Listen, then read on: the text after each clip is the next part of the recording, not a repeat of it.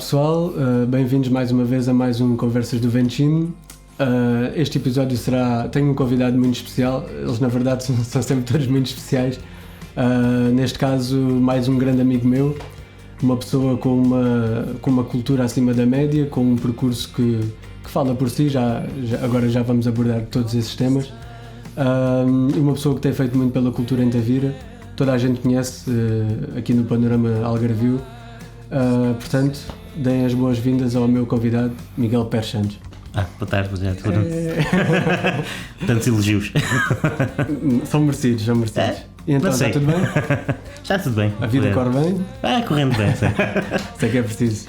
Estás preparado? Estou sempre preparado para falar. Então vamos lá a isso. Olha, já que temos aqui uma novidade, já para o pessoal ver, que é a canequinha com o logotipo aqui do programa, no fim ser-te ofertado. Sim. Sempre sonhei ter uma fotografia tua numa caneca. Vais realizar o meu sonho. Sonho resolvido, sonho realizado, exatamente. Isto até fica mal dizer, não é? Nada fica mal dizer aqui, estamos entre amigos. Pronto, já que te apresentei como o homem da cultura, começava por te perguntar como é que surgiu o teu interesse pela cultura, pelas todas as questões que rodeiam tudo o que tem a ver com a cultura. Tu sempre foste interessado por esse tema desde criança? Sim, desde miúdo. Lembro-me desde miúdo que gostava de passear pela cidade, conhecer os monumentos, ir a visitar as igrejas, o castelo, saber mais sobre esses monumentos, aí numa questão de mais patrimonial, e sempre tive interesse quando cada vez que via televisão, de um bom espetáculo, uma boa peça de teatro, quando ainda passava boa música na televisão, que hoje é uma coisa muito rara, hoje diz esta crítica, e passava várias peças de teatro, foi por aí que começou esse gosto. No lado mais patrimonial, mais da história, que se calhar vais falar mais à frente, mas depois lá chegaremos, foi essa questão que eu tinha interesse de descobrir, de até armava em arqueólogo, em Indiana Jones, digamos assim, tentar escavar a história de outra forma, mas ir aos sítios, tentar procurar as simbologias de cada sítio e a história de cada sítio. Foi uma coisa assim foi natural, foi acontecendo naturalmente, não foi... Mas desde pequenino logo, desde criança? Sim, desde criança. Lembro-me até na escola primária, de quando... Tinha uma vaga ideia, já não lembro tantas coisas, mas tinha uma vaga ideia que cada vez que era fazer um trabalho de estudo do meio, não é? Que tinha a parte da história. Sim. Essa parte entusiasmava-me bastante, essa questão. E fazias essas explorações e essas procuras sozinho, ou ias com adultos ou com amigos? Sim, com familiares, ia sempre com familiares, sim. Era muito miúdo. Tu tens um irmão, não é? Sim, um irmão mais velho, o Telmo, que eu também conheço e que também esperemos que venha aqui a ser convidado um dia, porque também merece. É um homem que tem feito muito pelo desporto em Tavira, mas fica para outra ocasião. Mas pronto, tens o irmão, é mais velho, ele é mais velho quanto tempo do que tu? 10 anos, sim. 9, 10 anos, sim. E vocês davam-se bem ou tinham aquelas... De vez em quando, eu meus irmãos com esta diferença de idades, era protetor e às vezes também tinha tínhamos aquelas disputas, né? O teu irmão não era tanto para a cultura ou também gostava? Não era tanto para a cultura, eu gosto de música, era daqueles fãs, por exemplo, de chutes e pontapés que não perdia concertos e andava de um lado para o outro, se fosse preciso para ver o concerto. Era um groupie. Então... não era groupie, mas dizia, por exemplo, os chutes e pontapés, quando era concertos aqui no Algarve, tentava-na faltar. E de outras bandas, até puxou o bicho, podemos dizer assim, uma daquelas minhas bandas preferidas ainda hoje, que é Pink Floyd, que eu estava no quarto e eu acordava de manhã a ouvir com ele, com o seu giradiscos, ainda giradiscos, com vinis dos Pink Floyd e depois com CDs, um pouco mais tarde, a passar do Wall e o Division Bell, o último álbum de originais dele, que eu lembro que aquilo passava constantemente e puxou-me esse bichinho. Talvez também tenha sido aí, puxou mais para esse lado também, mais o meu gosto pela música e de ouvir música e de ouvir um bom concerto e de ouvir boa música. E há pouco dizias que já não passa música, já não há programas de música como deve ser na televisão. O que é que gostavas de ver nessa altura? Para ti, o que é que eram os bons programas de música nessa altura? Os bons programas de música nessa altura? Havia vários. Havia, por exemplo, um Top Mais que divulgava a boa música que se fazia em Portugal e no mundo, por exemplo. Com a passagem de telediscos, né? Da altura de telediscos ou videoclipes, hoje em dia, né? Sim. Eras dos que via o Top Mais e depois o Made in Portugal, ou só vias Se calhar também via o Made in Portugal. Eu também tive assim uma panca às vezes de vir o Irã de Costa e de fazer aquela coreografia. Mas, tudo, não é? Sim. E as festas do Revenge of the Night se fizeram levar, mas pronto, isso é das histórias. Também faz parte, quando digo isto, a cultura popular também é importante que exista. Até há pouco tempo houve uma polémica com o programa da Vira, como soubeste, do César Mourão, houve umas trocas de palavras nas redes sociais, mas isso também é importante, um programa do César Mourão que brinca com aquelas figuras típicas, a cultura popular, as figuras da cidade, é importante, isso faz parte da cultura também. Não estou dizendo que isso não, da identidade de um povo, os bailaricos é importante, as festas de verão dos imigrantes é importante, essas festas, tudo é importante no seu contexto. Agora, quando existe uma monocultura na televisão da música popular, ou pimba, como se costuma chamar. A tua questão é que neste momento só se dá espaço a essa música, né? Sim, praticamente exclusivamente essa música, em todos os canais. Vemos um domingo à tarde na televisão portuguesa e temos uma monocultura desse tipo de música. Não quer dizer que existam programas bons. Por exemplo, a RTP1 transmite um programa que é o Elétrico, é muito interessante, em parceria com a Antena 3, que é muito interessante. Mas é um espaço muito pequeno naquilo que deveria ser a função da televisão na passagem desse tipo de programas. Eu concordo contigo, mas vou-te colocar a questão de outra forma. E não achas que atualmente os músicos que fazem outro tipo de música, um género mais diferenciado do que essa música popular, achas que atualmente eles precisavam dessa plataforma, ou as plataformas que têm, eles otimizam-nas de tal forma que nem precisam de fazer? É sempre necessário esse espaço. A televisão é sempre um espaço privilegiado. Hoje as redes sociais têm o seu papel, mas as televisões têm um espaço privilegiado porque chega a toda a gente, até aos sítios mais fechados, e cada vez mais precisam desse apoio. Por exemplo, esta crise agora com a pandemia do Covid-19 fez com que muitos perdessem o trabalho que tinham regularmente. Existem projetos que ficaram parados, existe vários. Não estou dizendo só na música, estou dizendo mesmo no teatro, nas artes, nas artes, na dança, etc. E a televisão podia ser esse espaço privilegiado. Mesmo as televisões podem pagar estes artistas para terem espaço nestes programas. No entanto, passam só mais essa cultura popular. Eu sei que dá mais audiências, talvez dê mais audiências. E a perguntar também isso, porque é que achas que isso acontece? É porque dá mais audiências? É porque dá mais audiências, é o que vende, digamos, é o que vende. Ou também porque será que talvez mais barato convidá-los? Eu por acaso não sei como é que isso funciona, não sei se eles ganham dinheiro por participação nesse programa. Muitas vezes ganham e tentam apoiar e acho que atualmente os programas estão a fazer dessa forma, pelo que eu percebi por alguns apresentadores, segundo aquilo que eles dizem, para o que passam para casa, é que pagam eles numa forma também de combater esta crise, como espetáculo, de apoiar, é uma forma deles irem lá. Mas devia haver espaço para outros e cada vez mais. E estou dizendo, quando é da música, a dança também poderia ter espaço, etc. Mas sabes que algumas delas, desse tipo de artes, não são para as massas, não é? E é mais complicado. Sim, eu percebo que seja assim. E a televisão é para as massas. Mas, por exemplo, também existe um serviço público de televisão que é essa obrigação.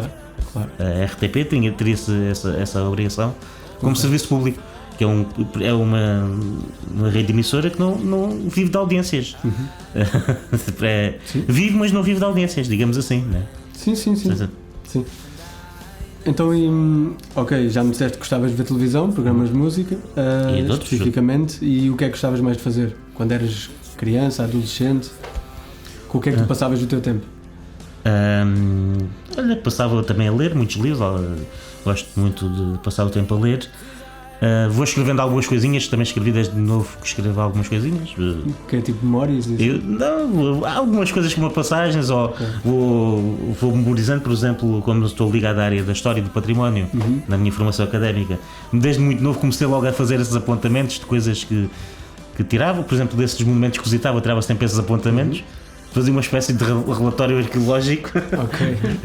Muito mal feito. Depois uma pessoa forma-se e vê que aquilo está muito mal feito. Não interessa, era um começo. Mas fazia esse tipo de coisas. Divertia-me com os meus amigos, gostava de sair, não era de muitas loucuras, gostava de sair, conversar. Mas também jogavas à bola. Mas era mau, eu não queria falar dessa parte porque era muito mau jogador. Nos torneios jogavas?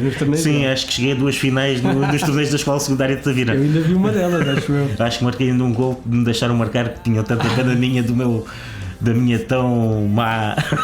Marcaste e eu não.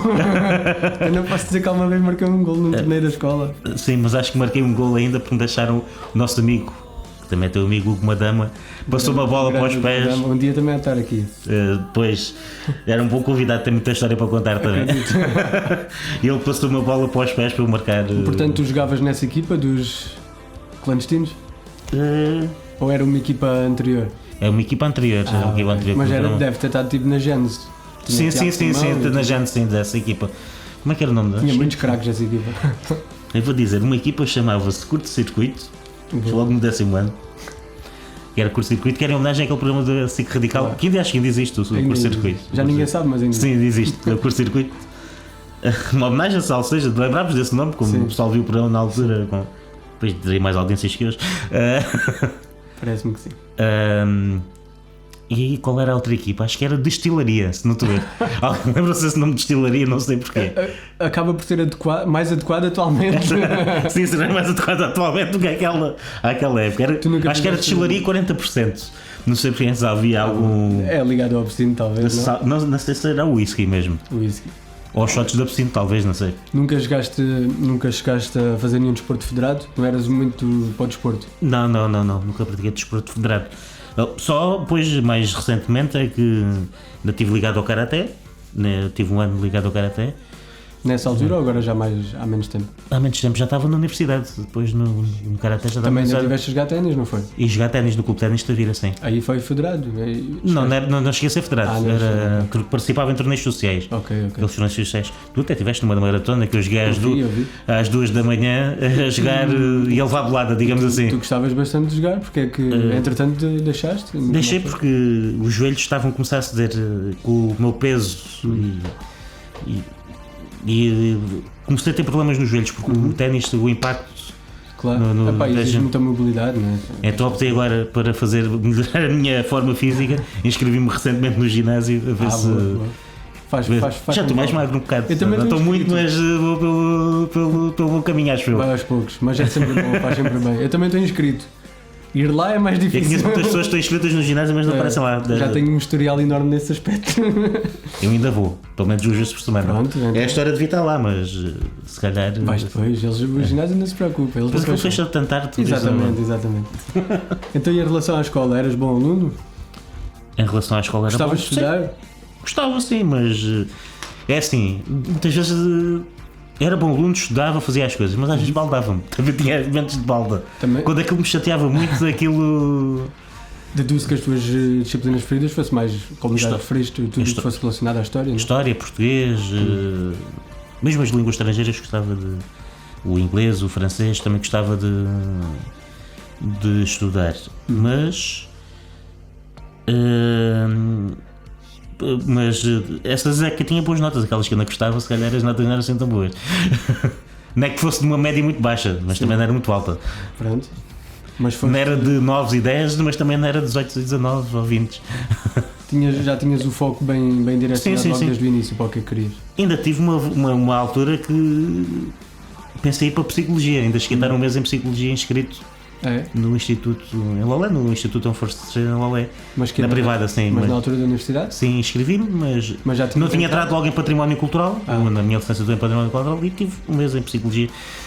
Porque eu até nas minhas opções tinha Património Cultural, Psicologia, e depois tinha História em Évora, História em Lisboa, na Nova em Lisboa, em Coimbra. E depois não ficaste na Psicologia? Não era isso nada que eu queria. Mas depois entraste logo na do Património? Sim, depois entrei na segunda fase, não entrei por uma questão de 2 décimas, uma coisa assim, no curso de Património Cultural. Muito chato. E depois como tinha essa opção em Lolé, depois só tive um mês. Quando aquilo chegou à segunda fase, entrei e nem pensei 2 vezes. E não me arrependo. Acabaste por a tua licenciatura é mesmo em Património Cultural, não é? A minha licenciatura é em Património Cultural, sim. E gostaste? Correspondeu às tuas expectativas? Sim, correspondeu. Era mais ou menos aquilo que estavas a pensar que ias encontrar? Já sabia o que é que estava à espera, sim. E como é que correu? Correu bem. Queria muitos amigos lá. Eu estava a falar na parte dos estudos, mas se queres ir já para queres falar do quê? Nos estudos correu bem, queres ir já para a borga? Tive grandes mestres lá. Nos estudos? Sim. Vamos separar primeiro aos estudos. Além do curso que na altura, hoje não sei como é que está a funcionar, porque mudou muito. Ainda sou pré-Bolonha, o meu curso ainda é antes de Bolonha. Na altura, no curso de 4 anos, tivemos professores do melhor que se calhar há no país, na área da história, da arqueologia, com professores muito, muito competentes e com muito prestígio até. Quando acabaste a licenciatura, sentiste que estavas preparado para enfrentar o mundo real, digamos assim, em termos de trabalho, neste caso na tua área? Eu já ia com aquela ideia que a teoria e a prática são coisas diferentes. Mas antes de terminar, depois de terminar a licenciatura, ainda fiz o mestrado, pós-graduação e mestrado. Fizeste logo de seguida? Sim, porque depois quis me especializar numa área, porque o património cultural é muito vasto, então especializei-me numa área. Também juntei o útil ao agradável, porque além da história tenho esse gosto pelas artes, então fiz o mestrado em gestão cultural, que me dava uma vertente mais além da gestão do património, também tem a parte da gestão das artes, que eu gosto, da parte dessa gestão de artes e de espaços culturais. Uma parte também que uma das coisas que eu, quando quis ir para o património cultural, é essa parte de gestão da parte cultural. Foi por aí que segui. E qual é a tua parte favorita da história? Tu és um homem de história? É o contemporâneo. Nacional ou mundial? Nacional. A nível nacional? É a história contemporânea, a história do século XX, história social e política do século XX. Eu tenho visto alguns trabalhos que tu vais colocando, mas alguns tinham a ver com a tua dissertação da tese de mestrado, não é? Sim, que estavas-te a tentar especializar aí mais na parte da altura do 25 de Abril, não é? Se não me engano. Não, no Estado Novo, na parte do Estado Novo. Ok. Como eu estava-te a dizer, a parte que eu gosto mais da história é a história a política contemporânea. E depois, dentro dessa história política contemporânea e social, é a história das ditaduras, dos regimes autoritários. Não é que isso seja autoritário. Há pessoas que dizem que eu tenho tantos livros de Salazar e de biografias de Mussolini, etc., dessa época, mas ainda pensam, se verem a minha biblioteca, ainda pensam que sou algum autoritário, mas nada disso. É para o conhecimento. É para o conhecimento, porque eu especializei-me gostei dessa área. E na minha licenciatura tive a fazer o trabalho final de curso, um seminário, uma mini tese, digamos assim, que foi sobre a censura ao jornal Povo Algarvio, que era um jornal que existia em Tavira, ligado ao regime, que era quase de propaganda ao regime do Estado Novo, do Salazar, quase com todas as manchetes tinham a fotografia do Salazar. O jornal em Tavira? Sim. Era um jornal mesmo quase propagandístico, ou de passagem da mensagem do regime. Fiz um estudo sobre a censura que foi feita a esse jornal. E depois, no mestrado, fiz uma tese de mestrado ligada, que misturei a parte cultural à parte da história, a parte da gestão das artes à história. Então, o meu trabalho é sobre a atividade cultural que teve durante o Estado Novo, onde falo de uma coisa que é a política do espírito, que era, digamos, um programa oficial para as artes que existia, que o regime tinha, para não desviar as mentes para outros focados políticos. E não era igual em Tavira ao resto do país? Era uma coisa específica para cada cidade ou era igual? Ele era adaptado a cada região, digamos assim, a cada província. Na altura o que eles chamavam as províncias. Mas não era muito diferente do resto do país. Mas como Tavira tem muitas freguesias que eram rurais, existia programas de cinema ao ar livre com filmes de propaganda.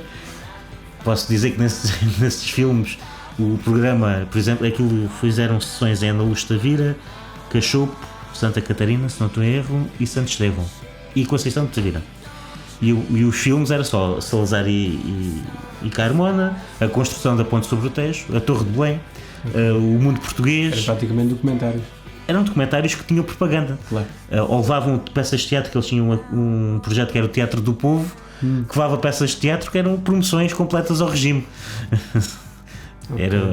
E pronto, foi isso o meu estudo. E fiz na vertente privada e na vertente pública do Estado. Até o próprio Museu de Tavira, que existia na altura, que ainda hoje existe um acervo muito grande, o museu era adaptado ao regime, era de glória do país, da cultura do país, e somos únicos, orgulhosamente sós, uma Europa em guerra, pronto. E depois a parte do associativismo, que era um associativismo muito trabalhava muito, tinha um trabalho. Tavira tinha várias associações que trabalhavam no teatro de revista, que levavam peças ao país. Tinha 2 ou 3 companhias de teatro em Tavira que fizeram digressões no país, vários projetos musicais que percorreram o país, o que é interessante numa cidade de província como era Tavira, e uma cidade não era aquilo que era hoje, muito mais pequena e mesmo província, muito ruralizada, mesmo a cidade, a cidade em si, o núcleo urbano era muito, muito rural, digamos assim. Sim. Era isto parece um contrassenso, mas era um urbano rural. E isso é curioso o que estás a dizer, porque dá-me ideia que atualmente não há assim tanta atividade em Tavira nesse sentido, no sentido das artes. Existe. Ou pelo menos eu acho que a maioria das pessoas não tem conhecimento. Os tavirenses, neste caso. Eu acho que a maioria dos tavirenses não tem conhecimento.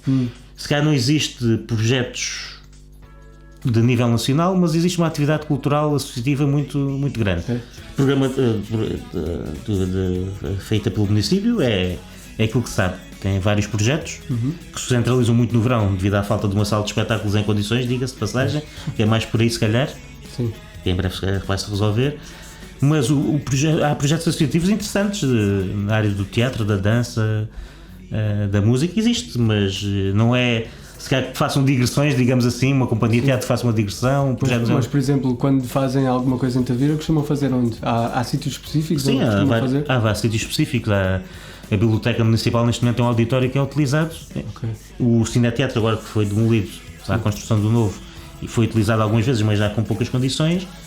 E usa-se o Mercado da Ribeira às vezes para fazer algum espetáculo, alguns projetos destes. Mas acho que ainda existe falta de.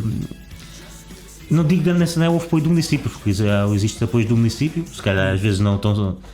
Deviam ser maiores do que os que são, mas isso é outra questão, podiam ser maiores ou menores, mas acho que existe existe uma falta de, se calhar, o problema de divulgação do próprio associativismo, ou se calhar falta de dinâmica. Pois. O problema do civismo não quero meter muito por aí, porque cada um depois tem a sua realidade. Existe se calhar uma dificuldade, essa falta de promoção e se calhar a falta de espectadores que leva. Posso dizer, alguns projetos que estive envolvido em Tavira, a maior parte do público era externo a Tavira.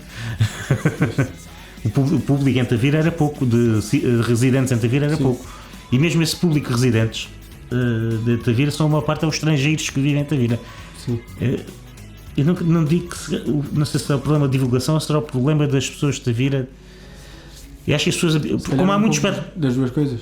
Se calhar o problema é isto: as pessoas não estão habituadas em Tavira a pagar para ter cultura. Durante muito tempo foram habituadas com o projeto, por exemplo, em Tavira ou a Feira da Diada Mediterrânica, que não pagam por um espetáculo. Sim. E se calhar, como chegam, veem que aquilo se paga 4 ou 5 euros para ver um espetáculo de teatro ou um concerto, não tem essa. Mas há hábitos que vão mudando. Há um público mais jovem que já se vai habituando a isso. Já percebe que o trabalho tem que ser pago, não é? Já percebe que o trabalho tem que ser pago. Basicamente. É como havia aquele anúncio de procuramos músicos para tocar, nós lhes damos a divulgação, não pagamos o cachê, mas damos a divulgação. E podem vender uns CDzinhos. Mas essa mentalidade, nas camadas mais jovens, já vai mudando um bocadinho. Mas o problema é que ainda há quem se sujeita a isso, e isso acaba por minar um pouco depois o. Sim. Sim, acontece muitas vezes isso, sim. Esta que eu estou dizendo, esse espetáculo, a existência houve muitos espetáculos gratuitos, a oferta cultural, sobretudo durante o verão, é muito grande, é gratuita, a maior parte dela, ou 99% é gratuita. Mesmo os espetáculos de verão, os que são com bilheteira, o público de Tavira é menor do que o que é fora de Tavira. Claro. Vou dar um exemplo que eu tive quando trabalhei lá no verão em Tavira, que trabalhei há alguns anos. O concerto do Salvador Sobral, por exemplo, tinha muito. A maior parte das pessoas que Tavira para casa, foi quando ele venceu o festival da Eurovisão, até havia muito público a vir, mas aí há um exemplo que até fora, em Espanha, sabia-se que ele ia atuar. Em Espanha, por exemplo, há uma artista que é a Sílvia Pérez Cruz, se não estou em erro, do Flamengo, que havia espanhóis que vieram de propósito a ver, vinham de Sevilha, vinham de Madrid para ir ver o espetáculo dela. Sim. Por isso não sei se será o problema da divulgação, se será dos hábitos culturais da população. Talvez seja um pouco das duas coisas. Sim. Misto. Tu, já lá vamos, tu tens... colaboras regularmente com esses programas do Verão em Tavira, mas já vamos a essa parte. Tu, entretanto, depois entre a tua licenciatura e a vertente de estudante e a tua atividade profissional, foste passando por vários empregos em áreas diferentes, não é? Sim. Por exemplo, dá-me 2 exemplos ou 3. Trabalhaste na Vorta, não é? Trabalhando na Vorta, como operador de loja, Sim. E apanhei o serviço pós-venda que, pronto, é preciso muito estômago. Já explico, vou dar só aqui uns exemplos. Sim. Trabalhei numa empresa de condomínios, de administração de condomínios. Trabalhei na Ubel, na apanha de frutos vermelhos. Não estive lá muito tempo, mas tive essa experiência de trabalho agrícola. Também joguei as mãos à terra. Já fiz várias coisas. Eu ia te perguntar se gostaste, mas se estiveste lá há pouco tempo, se calhar. Não gostaram tanto de mim, mas não vou falar não agora. Não é fácil, não é um trabalho fácil. Mas a Vorten até gostei, foi um trabalho interessante. Até tinha ali uma parte que, se não fosse eu organizar aqueles CDs e aqueles livros de vez em quando, estou a brincar. Mas fiz a parte do serviço pós-venda que deu-me uma estaleca em termos de. Sim, de contacto e de argumentação. Às vezes é preciso argumentar bem, mas é preciso muito estômago, porque dizem as piores coisas. Acredito. Eu felizmente nunca tive de trabalhar em nada disso. No serviço pós-venda, ainda por cima na Vorten de Tavira, quando trabalhei na Vorten de pós-venda era à parte, era mesmo uma sala, um cubículo à parte. E ainda tínhamos que nos defender-se, porque aquele espaço era só para nós. Havia pessoas um pouco violentas, não é? E safavas-te bem, tu não tinhas nenhuma formação nessa área, tiveste que aprender quando chegaste lá? Sim, fiz formação com eles, uma pequena formação do mês, mas não é aquela formação que tenhas que. Claro. Isso é só com a experiência. Só com a experiência, sim.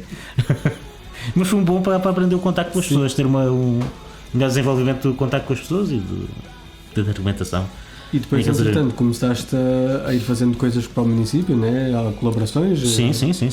Nomeadamente na tua área, né? quando era possível? Sim, o primeiro trabalho que eu faço para o município de Tavira vou estagiar no Museu Municipal, no Palácio da Galeria, em Tavira, e o meu estágio prende-se com uma investigação que ainda era quando Tavira candidatou a Dieta Mediterrânica a Património da Humanidade. Depois, quando eu estou lá, aquilo depois sucede-se em dezembro, aquilo foi em dezembro, acho eu, e eu entro uns meses antes e tive a fazer um inventário e continuei a fazer até ao final do estágio, porque a avaliação da Unesco é constante.